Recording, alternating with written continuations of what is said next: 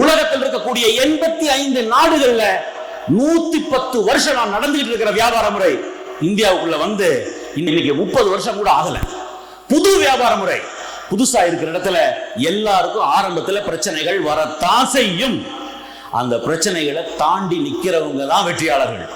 எதிர்காத்துல தான் பட்டம் பறக்கும். உங்களுக்கு ஆப்போசிட்ல தடைகள் வந்தா மட்டும்தான் உங்களால வாழ்க்கையில ஜெயிக்க முடியும்.